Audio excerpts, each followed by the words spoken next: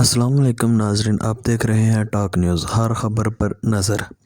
तो आज हम आपको बताएंगे एक इंडिया के major general Bakshi, DG Bakshi के ऊपर हम बात करेंगे कि ये इंडिया के जनरल मेजर रह चुके हैं। इसके अलावा ये सोशल मीडिया के ऊपर काफ़ी ज़्यादा अहमियत के हामिल हैं, लेकिन आजकल इनकी पाकिस्तान की तरफदारी की वजह से इंडिया के जो सोशल मीडिया है उन्होंने इसको बुलाना छोड़ दिया है। लेकिन ये एक सच्चा मुहिब्बे वतन इंसान है। ये इसका ताल्लुक इंडिया से है और ये इंडिया की फ़ौज के अंदर बतौर मेजर जनरल काम कर चुके हैं। तो हम आपको इनकी एक सोशल मीडिया के ऊपर वायरल होती हुई स्पीच जो है ना वो दिखाएंगे, और हम दिखाएंगे कि आपको ये किस तरह जोशो वलवले में आकर पाकिस्तान की तारीफ़ करते हैं जहां पर, और वही दूसरी साइड पर वो अपने फ़ौजी नौजवानों की जो है ना वो बेइज्जती करते हैं। वो इस बिना पर बेइज्जती करते हैं कि वो फ़ौजियों के अंदर जो उनकी आर्मी के अंदर जो मिस्टेक्स हैं, जो गलतियां हैं, उनको सुधारते नहीं हैं। और ये जो इंसान हैं ये जोश के अंदर आकर पाकिस्तान की तारीफ़ करते हैं। अगर कोई पाकिस्तान की तारीफ़ ख़ुद करे, पाकिस्तानी करे, तो भी ये एक कहा जाता है कि मुहिब्बे वतन की वजह से बोला है। अगर कोई करे तो फिर हमारा तो सीना चौड़ा हो ही जाता है। तो हम आज आपको इनकी वो स्पीच दिखाते हैं। आप स्पीच देखने से पहले अगर इस चैनल पर नए हैं तो सब्सक्राइब कर दीजिए, और कमेंट भी, छोटा सा एक कमेंट भी इसके साथ ऐड कर दीजिएगा। आपको किस तरह की वीडियो लगी ये आप कमेंट बॉक्स में हमें बताइएगा, और हम आपको आज इनकी वीडियो दिखाते हैं कि ये किस तरह जोश में आकर पाकिस्तान की तरफदारी करते हैं और इंडिया आर्मी को ललकारते हैं कि वो उनकी आर्मी दुरुस्त नहीं है। उन्होंने किस तरह चाइना से ठोकर खाई और पाकिस्तान ने उन पर जंग मुसल्लत रखी। तो चलते हैं जी, हम आपको आज उनकी ये वीडियो दिखाते हैं। देवियों और सज्जनों, मैं दो टूक शब्दों में कुछ बड़े कटु सत्य आपको कहना चाहता हूं, ठीक है? और क्योंकि कड़वा सत्य बोलना ही एक फौजी का काम है, हमें सिखाया जाता है। क्योंकि आप सच नहीं बोलेंगे तो आप लोगों को लड़ाई के मैदान में मराएंगे। Yes sir, 3 bags full sir, लड़ाई के मैदान में नहीं चलता। मैं कहना ये चाहता हूं, ये सवाल देखिए, हमारे देश में एक बड़ा मधुर गीत है, दे दी हमें आज़ादी बिना खड़क बिना ढाल, साबरमती के संत तूने कर दिया कमाल। मैं महात्मा गांधी जी की तहे दिल से इज्जत करता हूं। वो संत थे, लेकिन वो सच बोलने वाले थे, और भगवती कृपा से अगर आज वो जीवित होते तो वो खुद बोलते कि ये मेरी वजह से नहीं हुआ, जिसकी वजह से हुआ उसको आपने जिंदा गाड़ दिया, दफना दिया। आप समझ रहे हैं मैं क्या कह रहा हूं? आपने गाड़ दिया।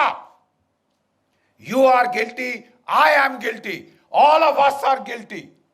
जिस आदमी ने, जिस शख्स ने और जिसके सैनिकों ने हमें आजादी दी, आपने उनको जिंदा दफना दिया। 60,000 की इंडियन नेशनल आर्मी थी जो सुभाष चंद्र बोस ने रेस करी थी, खड़ी करी थी। 3 डिविजन्स थी इसके अंदर, और इनमें से 60,000 में से 26,000, जरा आंकड़ों पे ध्यान दीजिए, 60,000 में से 26,000 शहादत और कुर्बानी उनको मिली, प्राप्त हुई। वो लड़ते लड़ते मरे ताकि आप और मैं आजाद हो।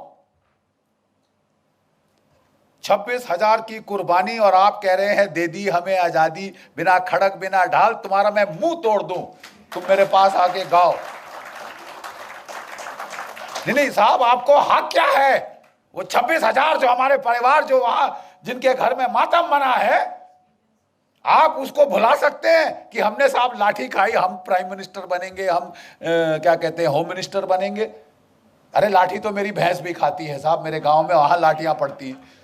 अब उसको कल हम हर भैंस को यहां बिठाएंगे क्या? भैंसासुर बनाएंगे किसी को? देखिए साहब, ये दुख की बात ये है। बोले साहब, बख्शी साहब, गड़े मुर्दे क्यों उखाड़ रहे हो, आज की बात करो ना। Where you are going depends a lot on where you came from. आप कहाँ जा रहे हैं, हम कहाँ जा रहे हैं, बहुत हद तक मुनस्सर है हम कहाँ से आ रहे हैं साहब, किस मोड़ से हमने ये गांव का राह पकड़ी। ठीक है, और इसके लिए अपने अतीत को याद करना जरूरी है, क्योंकि हमारे अतीत में छुपा हुआ एक बहुत बड़ा धोखा है, एक बहुत बड़ा धोखा है। पहले हमें कहा जाता था साहब, आप कहते हैं कि बोस ने आजादी दिलवाई, क्या प्रूफ है आपके पास? तो वो रंजन बोरा की जो हिस्टोरिकल जर्नल ऑफ इंडिया के अंदर एक आर्टिकल है जिसमें इसको साइट किया गया है। मजूमदार की एक किताब है जिसमें इंटरव्यू साइट किया है कि साहब ये Clement Attlee, Lord Clement Attlee, prime minister of England 1945, अगस्त 1945, 1950, जिसके समय ये ट्रांसफर ऑफ पावर हुआ। मैं आजादी नहीं बोल रहा, हैव यू गॉट मी? मैं आजादी नहीं कह रहा साहब। जिसके समय में, जिसके कार्यकाल में ये ट्रांसफर ऑफ पावर हुआ, उसने खुद बात करी जस्टिस पीबी चक्रवर्ती से, ठीक है, और उसने कहा, जो सुब्रमण्यम स्वामी जी ने आपको अभी सुनाया, कि साहब आपने भारत क्यों छोड़ा? 1942 की क्विट इंडिया मूवमेंट, अंग्रेजों भारत छोड़ो आंदोलन तो फेल हो चुका था। 45 में आप विश्व युद्ध जीत चुके थे, आप तो 30 मार कहां थे उस वक्त, आप साहब इतनी जल्दी उड़नछू क्यों है? उसने बोला 3 शब्द, Indian national army, Subhash Chandra Bose, 3 शब्द। लेकिन वो भी देखिए साहब, शातिर लीगल दिमाग, उन्होंने वहां नहीं छोड़ी बात। नहीं तो फिर साहब मुझे ये बताइए कि महात्मा गांधी की freedom, non violent freedom struggle का आपके जाने पे क्या इंपैक्ट था?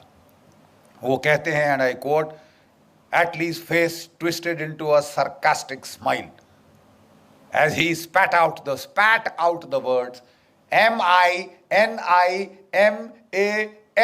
minimal। ये कौन कह रहा है साहब? जिसने ये फैसला लिया, जिसने ये हस्ताक्षर किए। उससे बड़ा कोई चश्मदीन गवाह आप ढूंढ सकते हैं तो बता दीजिए। लेकिन हमें बोला गया साहब नहीं, बख्शी साहब, if you are a historical scholar, how can you, ये तो टर्शियरी एविडेंस है।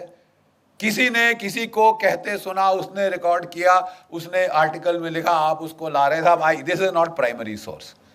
तो लेडीज एंड जेंटलमैन, देवी और सज्जनों, मैं कहना चाहता हूं कि पिछले कुछ दिनों से हमारा INA trust, Netaji Subhash Chandra Bose INA trust, और हमारे कुछ सहयोगी, खासकर डॉक्टर कल्याण कुमार डे, किसी दिन हम लोग इस शख्स का इज्जत से नाम लेंगे। इन्होंने जाके लंदन में ट्रांसफर ऑफ पावर आर्काइव्स में कई सालों का रिसर्च किया। इन्होंने उसको लाके एक छोटा सा मोनोग्राफ बनाया और मेरे पास बेचारे लेके आए। ये अमेरिका में रहते हैं, वहां काम करते हैं, डॉक्टर कल्याण कुमार डे। बोले जनरल साहब जरा ये देखिए। साहब मेरे रोंगटे खड़े हो गए। उन्होंने चिट्ठियां पूरी की पूरी, ही डिड नॉट साइट कि साहब ये डॉक्यूमेंट है, वो पूरी चिट्ठी रिप्रोड्यूस करती है साहब। और इनकी बुनियाद पे अब मेरी किताब में लाना चाहता हूं, बोस और Gandhi, who made India free. 2 टूक शब्दों में साहब हो जाए, फैसला हो जाए। शास्त्रार्थ का हमें शौक है इस देश में, तो जरा साहब एक बारी बैठ के फैसला हो जाए, बोस और Gandhi, who made India free. और अब हम आपको दिखाएंगे जो हमारे पास डॉक्यूमेंट्री एविडेंस है। इस प्रोसेस में उनके साथ मिलकर हमने कहा, पहले आइडेंटिफाई करिए कि अंग्रेज सरकार में कौन की डिसीजन मेकर्स थे जिन्होंने भारत की आजादी पर जो है फैसला लिया। मेरे पास वैसे स्लाइड्स भी है, लेकिन मैं जबानी आपको बोल दूंगा, समय नहीं व्यर्थ करूंगा। पहला चश्मदीन गवाह, पहला एक्टर, लॉर्ड क्लेमेंट एटली, जिसकी मैंने बात अभी करी है। ठीक है साहब। लंदन में Pethick Lawrence, secretary of state for India.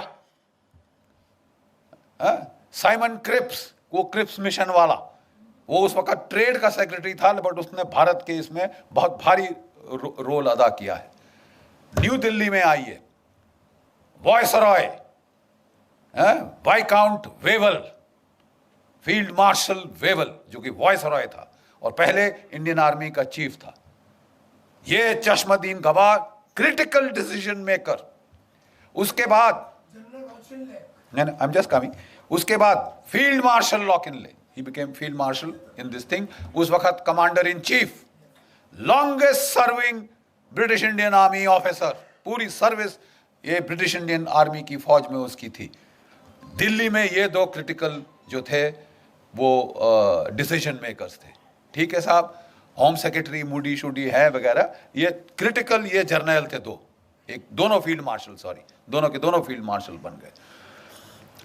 Governors of the various states of British India, governor of Bengal, governor of north west frontier province, governor of Punjab, जब नवंबर 1945 में साहब आईएनए की ट्रायल्स के बाद बवाल खड़ा हुआ इस देश में, बवाल, ठीक है साहब, गदर फैल गया, क्राउड्स, लाखों के क्राउड्स कलकत्ता में निकले।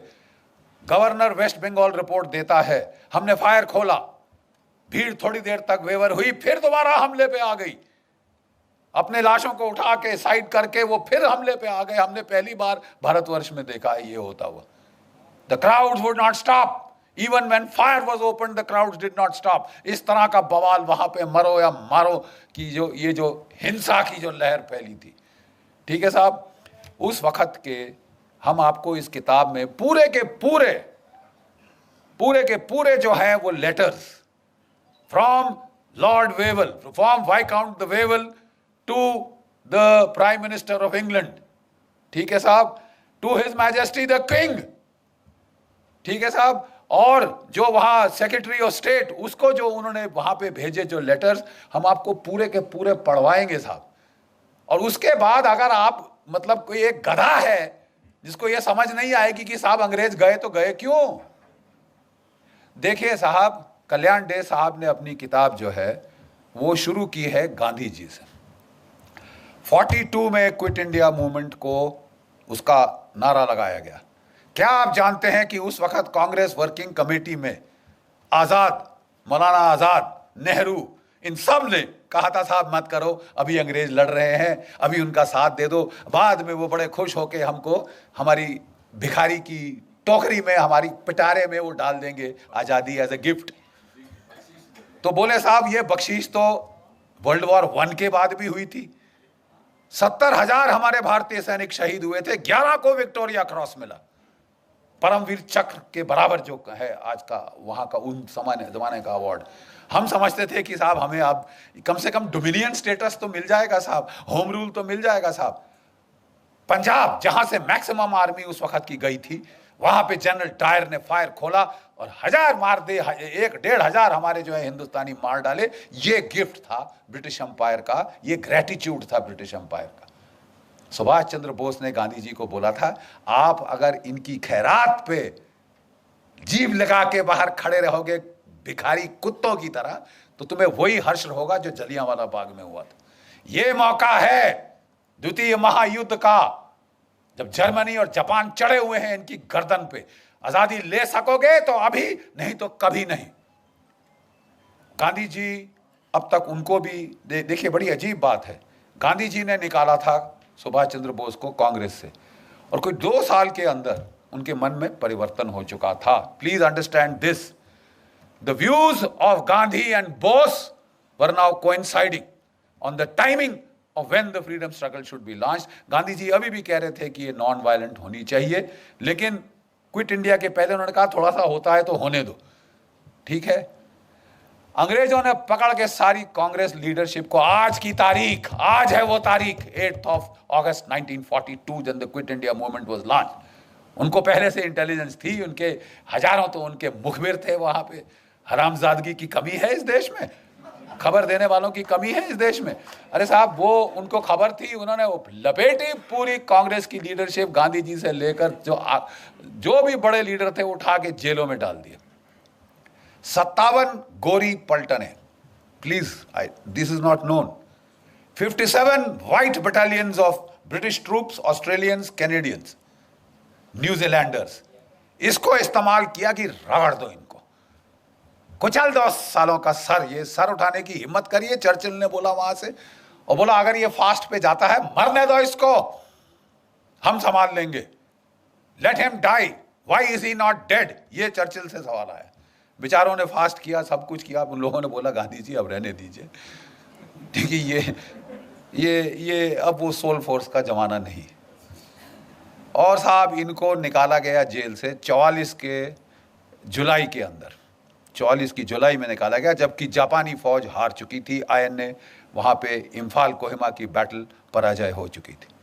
अब इनकी सांस में सांस आई, इन्होंने गांधी जी को निकाला। गांधी जी ने कई सारे इंटरव्यू दिए आने के बाद, जो collected works of Mahatma Gandhi से हमने चैप्टर 1 में प्रोफेसर साहब हमने डाले, वो टूट चुके थे बेचारे।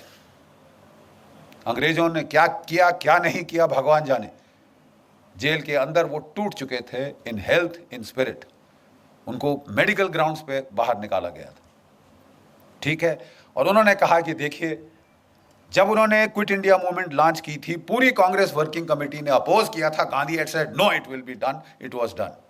जब वो निकल के बाहर आए, कहते मेरी कोई अब अथॉरिटी नहीं है, मैं अब कुछ नहीं हूं कांग्रेस में, जब मैं जेल गया मेरा सब पोजीशंस खत्म हो गई। ये उनके शब्द हैं, ये उनके शब्द हैं। और इसके चलते मैं किसी को नहीं कह सकता सिविल डिसोबीडियंस मूवमेंट करो। एक अंग्रेज पत्रकार ने पूछा, तो अगर कल आपको वायसराय साहब बुलाते हैं तो आप क्या कहेंगे? मैं गवर्नमेंट के वॉर एफर्ट में उनकी सहायता करूंगा। डिफीट टोटल, खत्म, खलास, फिनिश। आपकी जो नॉन वायलेंट मूवमेंट थी साहब, वो कुचल दी थी अंग्रेजों ने by use of brutal force, ठीक है साहब। और ये मिरेकल कैसे हुआ? उन्होंने, अंग्रेजों ने एक और जलियांवाला बाग करना चाहा, साइकोलॉजिकल जलियांवाला बाग। अब तो हम जंग जीत गए हैं, हिंदुस्तानी कुत्तों, अब तुम्हारा नाक रगड़ेंगे, सबके सामने दिखाएंगे क्या है तुमने हिमाकत करी ब्रितानवी हुकूमतें, क्या मलिकाए हिंद के खिलाफ अपनी आवाज उठाने की, अपनी तुमने हिम्मत करी हथियार उठाने की। तुम्हारा वही हश्र होगा जो 1857 के बाद हुआ था, तुम्हारा वही ट्रायल होगा जहां बहादुर शाह जफर का ट्रायल लाल किले में हुआ था। तुम्हारी नाक रगड़ेंगे, यू ब्राउन डॉग्स, तुमने श्वेत लोगों के खिलाफ तुमने हिमाकत करी। और तब उन दिनों, जैसे मैं बताता हूं, आपके सारे जो है क्या कहते हैं जिमखाना क्लब्स और ये जो क्लब्स थे, बाहर बोर्ड लगा होता था, अगर आपको कोई शक है, Indians and dogs not allowed, भारतीय और कुत्ते अंदर नहीं आ सकते। और आप ये सह रहे थे, और आप अपने वो ले रहे थे वहां से, उसी सरकार से खिताब, राय बहादुर, फलाना बहादुर, ये बहादुर। बकवास डरपोक कौम जिसमें लड़ने की क्षमता नहीं, और बड़ी बड़ी बातें करते हो, उसके बाद फलसफा और फिलॉसफी झाड़ते हो। 800 साल तुम्हारी ऐसी तैसी हुई है, एक के बाद एक आताताई ने आके तुम्हारी तबाही कर दी, तुम्हारे मंदिर तोड़ दिए, तुम्हारी नालंदा जलाई तो 3 महीने जलती रही, और वो सब तो छोड़ो, सोने की चिड़िया सारा सोना उठा के सेंट्रल एशिया पहुंचा दिया, और उसको तो भी रहने दीजिए। आपकी इज्जत भी उठा के ले गए, आपकी औरतें बेचने के लिए वेश्या बाजारों में, और उसके बाद तुम शांति की बात करते हो। Are you dead? जो आदमी जिसकी औरत को उठा के बेचा जाए वो शांति की बात करता है। आपको लड़ने का मादा जगाना होगा। और ये जो है, ये जंग, माफ कीजिए, गांधीवाद का जंग, ये बहुत हो चुका। और इसके खिलाफ पहली आवाज उठी थी तो Netaji Subhash Chandra Bose, he is the man, जिसने इसको बोला उठो लड़ो। गीता के पहले अध्याय में भगवान ने क्या कहा है? अर्जुन युद्ध कर। बड़ी बड़ी फिलॉसफी मत झाड़ मेरे को कि साहब अपने भाई को मारूंगा, अपने दादा को मार दूंगा, गुरु को मार दूंगा तो क्या राज्य का फायदा। उन्होंने कहा वो सब ठीक है, लेकिन अगर तू इन्हें नहीं मारेगा अर्जुन, ये तेरे को मार डालेंगे, निर्दयता से तेरी बोटी बोटी काट डालेंगे, समझ गया? अब तू उठ और तू लड़। आपके लिए भी समय आ गया है कि जो क्षात्र भाव है उसको प्लीज जगाइए। जो आपस में तोड़ने की जो आपने जुनून बना रखा है कि हम टुकड़े टुकड़े खुद करेंगे और फिर जेएनयू में चिल्लाएंगे, आप प्लीज जागिए, नहीं तो वाकई ही में आपके टुकड़े टुकड़े होंगे। इसलिए जरूरी है यह जानना who made us free, Bose और गांधी। क्योंकि आपका जो nature of the Indian state, post colonial Indian state है, किस किस्म की स्टेट पैदा हुई, depends on who got you free and how. आप समझ रहे हैं मैं क्या कह रहा हूं? आपका वजूद आपका प्रेजेंट शेप कर रहा है और आपका फ्यूचर शेप करेगा। And unless you accept the truth, आप साहब बहुत सफर करेंगे, बहुत सफर करेंगे। और ये आपके सिर पे आ रहा है। कोई भी सरकार आ जाए, हथियार नहीं खरीदे जा सकते इस देश में, क्योंकि गांधीवाद है साहब। और साहब 10 साल से एक संत एंटनी थे, उन्होंने कोई हथियार नहीं खरीदा था। मैं ना मानूं भाई, मेरे कोई धांधली नहीं होनी चाहिए, मेरी धोती सफेद है। अरे साहब, आपकी धोती सफेद है तो हम बुरे हैं क्या साहब? हमको कफन क्यों चढ़ा रहे हैं? ये हथियार चाहिए। 30 साल से बोफर गन के बाद कोई तोप नहीं आई। मिग 21 जहाज 1960 की दशक के हैं, आसमान से टपक रहे हैं। रफाल नहीं आया, एलसीए नहीं आया, पत्थर मार के लड़ेंगे हम। नहीं साहब, कोई धांधली नहीं होगी। जो भी डील करी उन्होंने, उसमें अब बड़े बड़े बिच्छू के डंक निकल के आ रहे हैं साहब, ऐसे पीछे। आपने अगस्ता वेस्टलैंड,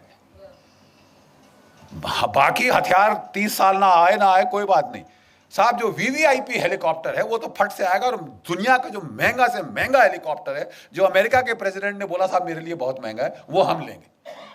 और एक नहीं लेंगे साहब, 12 चाहिए हमको। और वो फट से ऐसे आए, 5 साल में आ गए। और अब लोग जा रहे हैं सलाख के पीछे। किसी को तो भेजो, किसी को तो भेजो, ताकि ये सिलसिला तो बंद हो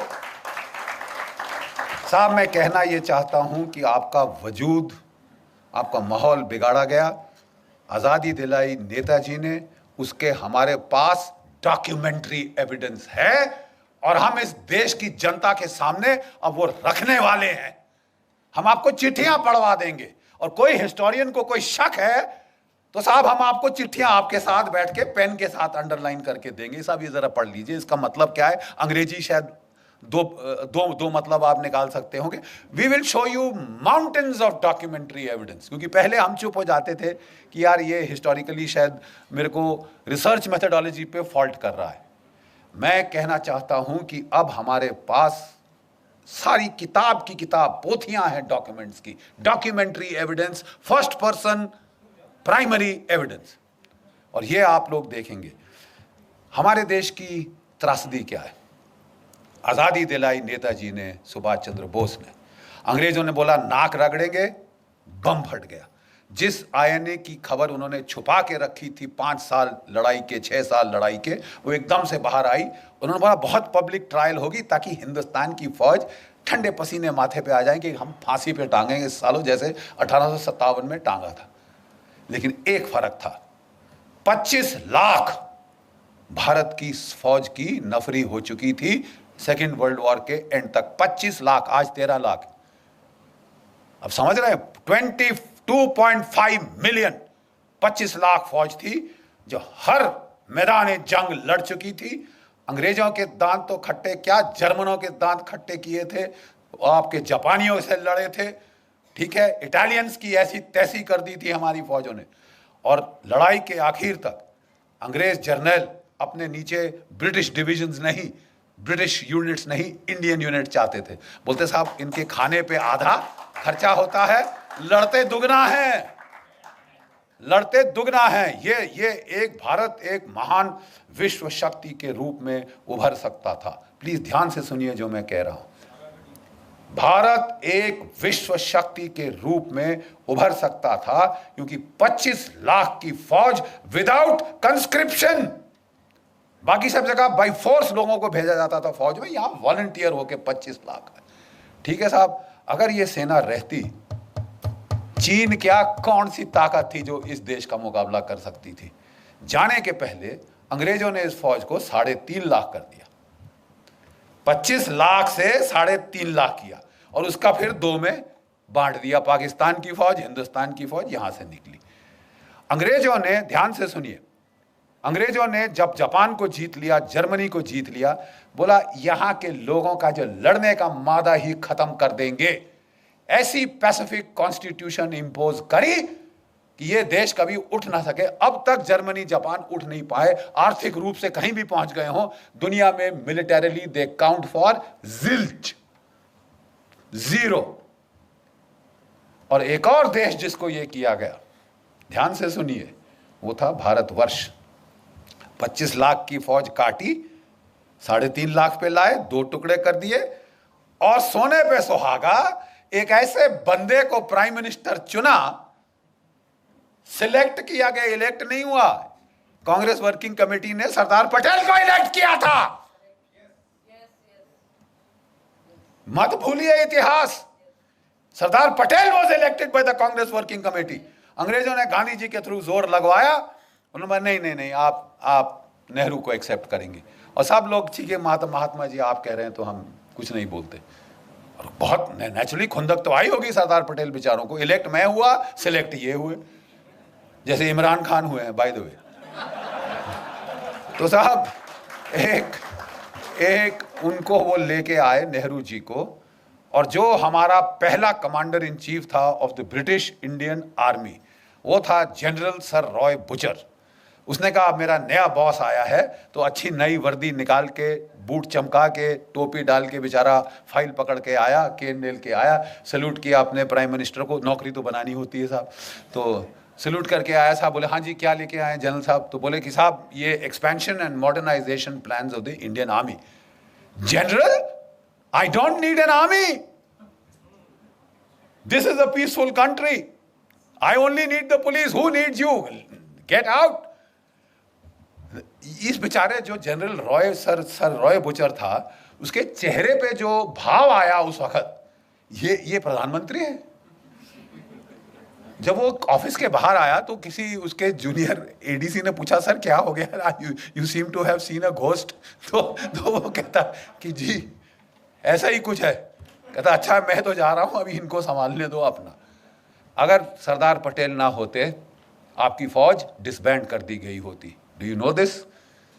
2 चीजों ने आपको बचाया, एक पाकिस्तान ने, एक सरदार पटेल ने। पाकिस्तान ने हमला कर दिया, उन्होंने नहीं इंतजार किया, उन्होंने शांति के नारे नहीं लगाए, लेकिन जो कुछ भी आप कह दो, उनमें इतनी तो शर्म थी कि आजाद पाकिस्तान का जो पहला गवर्नर जनरल था वो एक मुसलमान था, जिना। और हमारा कौन था? Lord Louis Mountbatten. प्यार था साहब, इश्क इश्क इश्क था।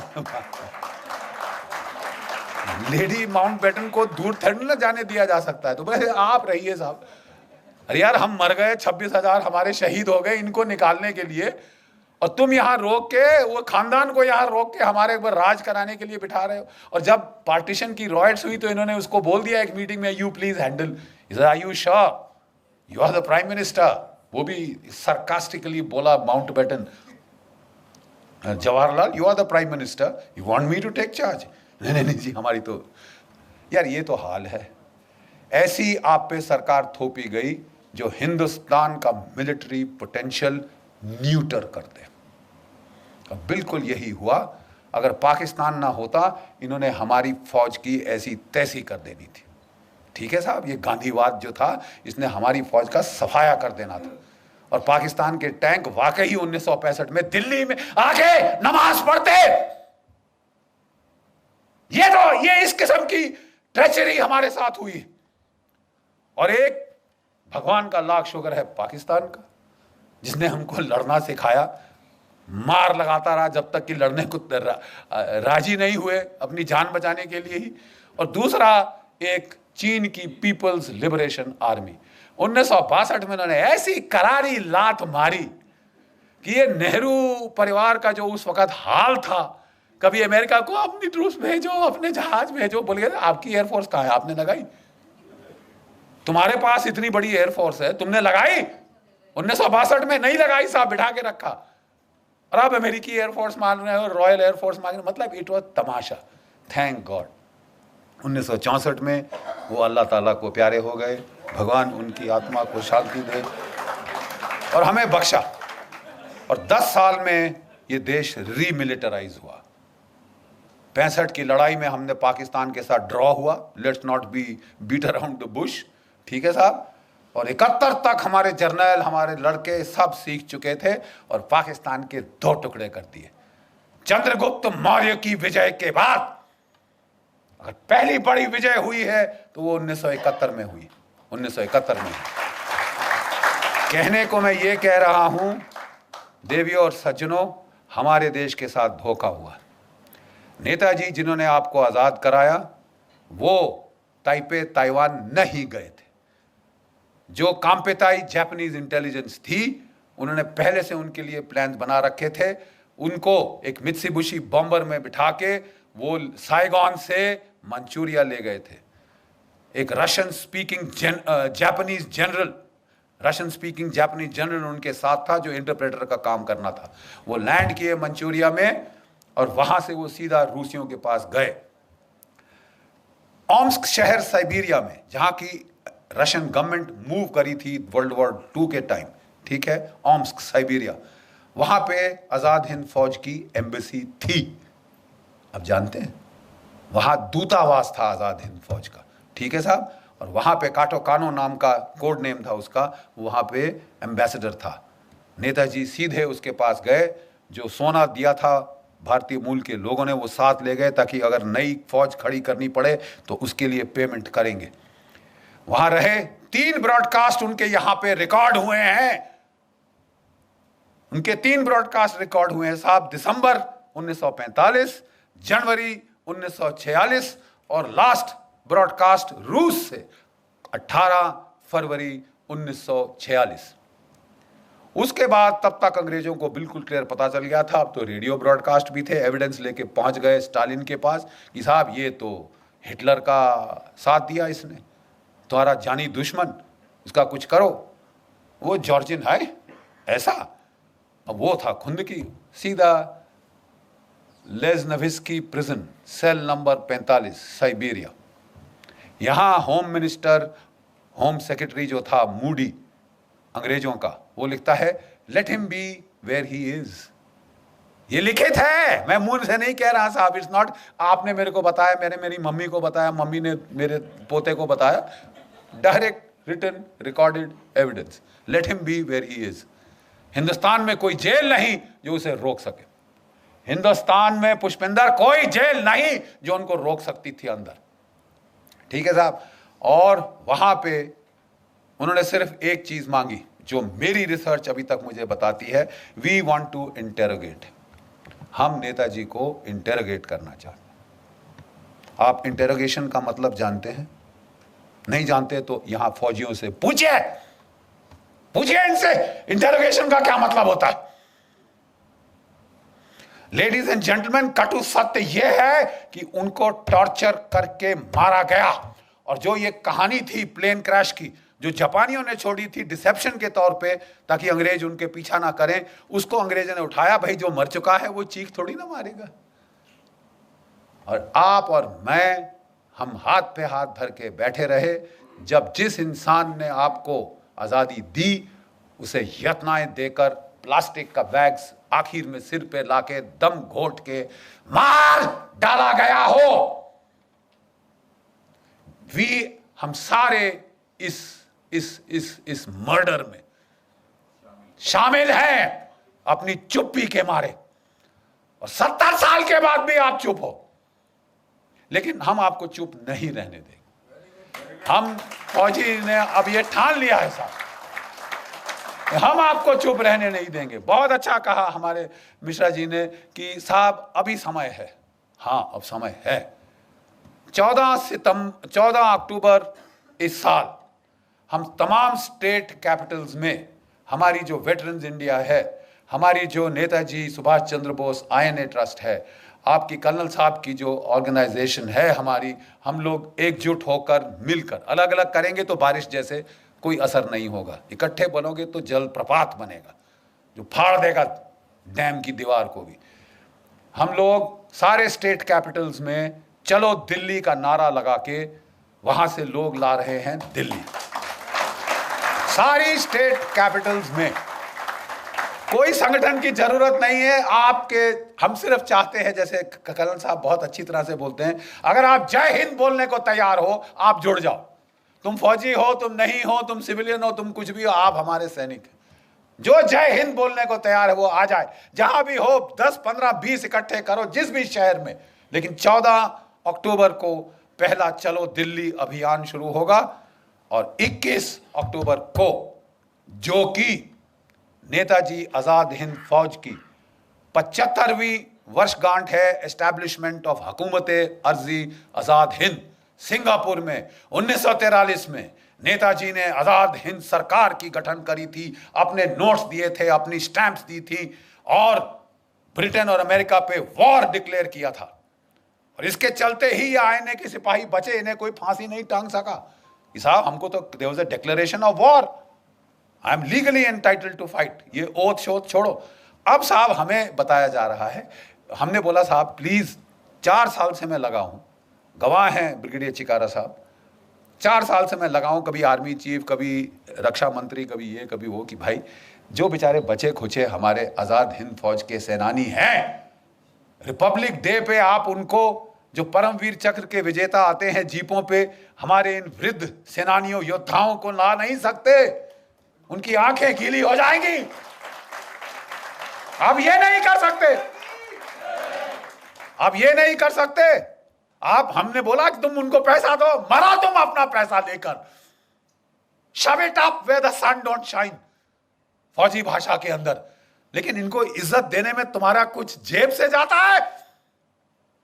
आप इनको नहीं ला सकते राजपथ पे, क्यों? और नहीं तो क्यों? किसका डर है? अंग्रेज सरकार नाराज हो जाएगी तुमसे। कि हमको किसी ने एक आर्गुमेंट दिया, अरे साहब इन्होंने तो गद्दारी करी थी। क्या क्या क्या क्या? किससे? आप कहना चाहते हैं कि इन्होंने अपनी ओथ वायलेट करी साहब, जो इन्होंने ब्रितानवी सरकार, हुकूमत ब्रिटानिया, क्वीन एलिजाबेथ और किंग जॉर्ज II के नाम पे ली थी। जब मेरा देश है तो किंग जॉर्ज II कौन होता है? मेरा देश के लिए मैं लड़ूंगा। मैं किसी का भाड़े का पिट्ठू नहीं हूं कि मैं अंग्रेज सरकार के लिए अपनी ओथ पे मैं कायम रहूंगा। अगर मेरे देश का सवाल है, भाड़ में गई तेरी ओथ, मैं ये लेके ऐसे पांव से कुचलता हूं अभी लिखी तेरी ओथ।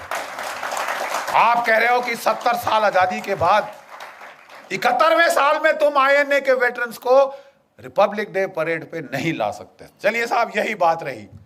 हम साहब रहे बेवकूफ आम हिंदुस्तानी, बड़े बड़े शातिर दिमाग सारे हमारी सरकारों में बैठे हैं, और वो हमें कह रहे हैं तुम बेवकूफ हो। हाँ साहब, हम बेवकूफ हैं, but we are emotional bloody फूल्स।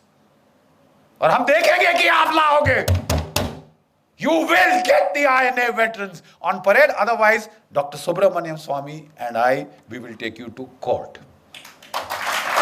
आपको सिर्फ कोर्ट की भाषा समझ आती है।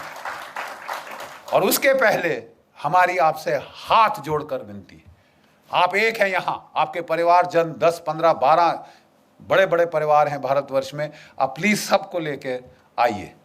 21 अक्टूबर को हमने सरकार से मांग करी है कि सरकार एक फंक्शन करे, या प्रधानमंत्री जी या राष्ट्रपति जी तिरंगे झंडे को लहराएं on the 75th anniversary of हुकूमत आजाद हिंद फॉर्मेशन।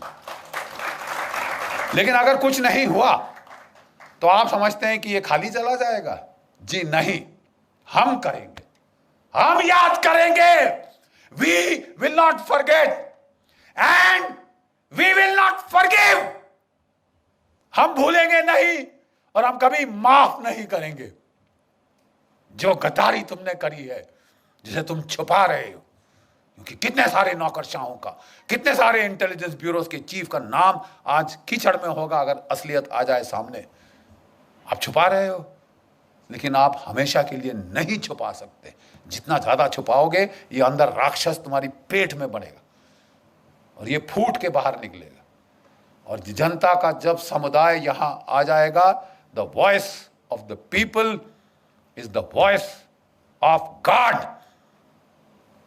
आपकी जन साधारण की आवाज भगवान की आवाज। आप प्लीज एकत्रित होइए और 21 अक्टूबर को अगर सरकार कुछ नहीं करती, इंडिया गेट पे हम इकट्ठे हो रहे हैं। अच्छे खुले मैदान हैं, जितने मर्जी आप चाहते हैं आप वहां ला सकते हैं। आइए हमारे साथ जुड़ जाइए और ज़रा अपनी आवाज़ उठाइए।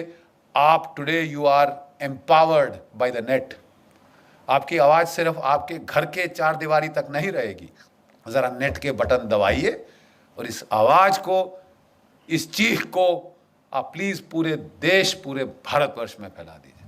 आखिरी में मैं सिपाही हूं और एक सिपाही की तरह अंत करना चाहूंगा। Pushpinder, sorry for taking your time, but जब भी हमारी पलटनें हमले के लिए जाती थी तो वो जोर से एक बार पलटन का जंगी नारा दहाड़ती थी, और दहाड़ इतनी जोर से कि पहाड़ से पत्थर मैंने गिरते देखे हैं कारगिल की ऊंचाइयों से, और दुश्मन के दिल दहल जाते हैं, क्योंकि इस दहाड़ का मतलब है हम आ रहे हैं सालो, we are coming to get you.